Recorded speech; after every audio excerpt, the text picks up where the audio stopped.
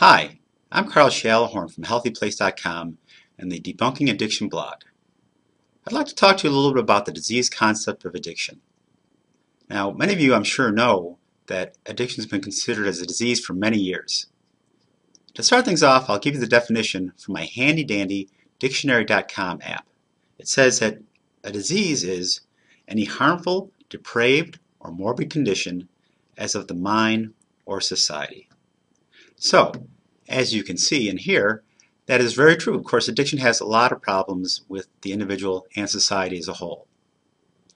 Another definition I heard of disease of addiction is that it is chronic, progressive, incurable, and fatal.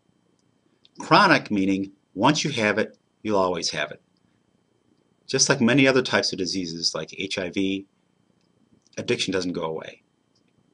It's progressive because once you have it, it'll always get worse unless you do the proper thing and take the proper steps to address it. It's incurable, meaning that once you have the disease of addiction, there's no cure for it. Of course, there's many people out there over the years who have made claims that they can cure addiction. Well, as far as I'm concerned, I don't know if that's even true, because basically any person I know who has addiction still carries traits with them for their entire life. And finally, addiction is fatal, and we certainly know that. We've seen that in cases recently, for instance, like Whitney Houston. Addiction can kill you in one form or another, whether it be mentally, physically, emotionally, or spiritually. So you might ask yourself, if I have this disease of addiction, what do I do? How do I get help? Well, there are plenty of resources available to get help, and anybody can do so. You might live in a big city or a rural area, and yes, you can get help there too.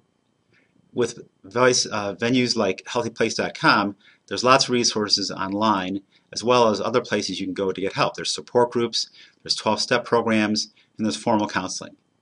There's no need to struggle with the disease, because after all, recovery is possible.